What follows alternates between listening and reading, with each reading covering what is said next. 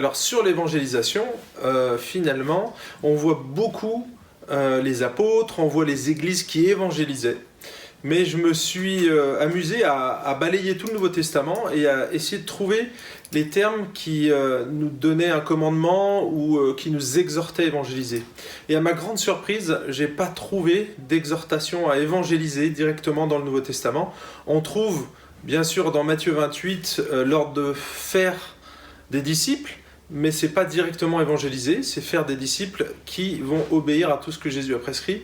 Et donc l'évangélisation fait partie d'une étape du discipulat, mais c'est pas directement ce qui nous est demandé. Donc l'évangélisation ne serait pas une finalité dans le Nouveau Testament, mais simplement une étape dans une mission qui est beaucoup plus globale en fait.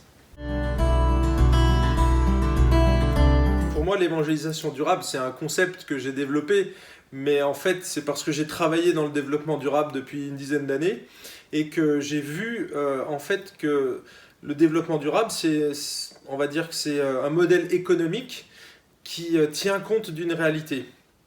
Et donc, il y a des contraintes qui sont liées à l'environnement, qui sont liées au mode de vie. C'est une évangélisation qui s'inscrit dans la durée et qui va tenir compte de la souveraineté de Dieu, qui va tenir compte du messager, de celui qui annonce l'évangile et de celui qui va recevoir l'évangile, et tout ça dans la compréhension de la mission globale. Quand on étudie les métaphores du Nouveau Testament, on réalise que l'évangélisation, c'est pas simplement une action ponctuelle, mais c'est plutôt un processus. Et certains auteurs, et moi je suis d'accord avec cette définition, ils l'ont perçu comme étant le labour, donc labourer, semer, récolter, et à chaque étape, on peut arroser par la prière.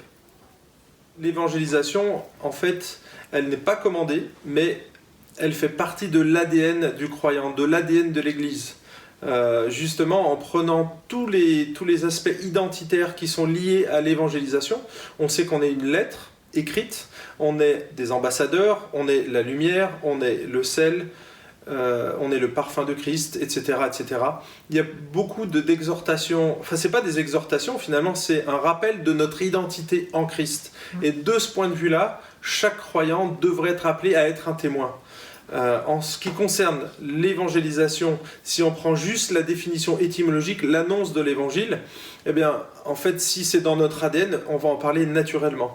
De là, ça ne veut pas dire qu'on est tous des évangélistes. Il faut vraiment distinguer les deux, sachant qu'en plus, le ministère d'évangéliste n'est pas très clairement défini dans le Nouveau Testament. Il n'y a que 3 mentions, et 2 d'entre elles sont liées à l'Église, en fait. Ça serait presque un ministère qui serait lié à un encouragement à l'annonce de l'évangile, à témoigner au milieu de cette génération.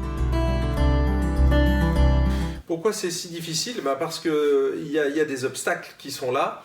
J'en ai mentionné 7, il y en a beaucoup d'autres, mais j'ai mentionné les 7 qui me semblent être les plus évidents et sur lesquels on peut agir en fait.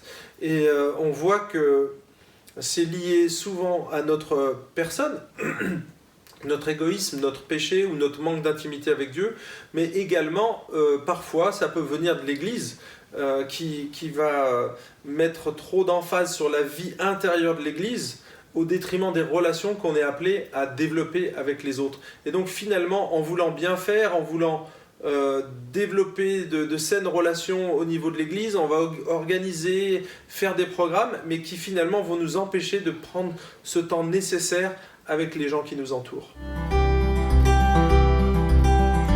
Eh bien, l'idée du café, l'idée principale quand on a créé ce café, c'était de pouvoir développer des relations et pouvoir incarner l'évangile de façon à ce que les gens nous voient vivre l'évangile. Ça, c'est un des aspects les plus difficiles. On sait parler, mais on a du mal à démontrer l'évangile. Notre café est une plateforme pour que croyants et non-croyants puissent vivre des choses en commun.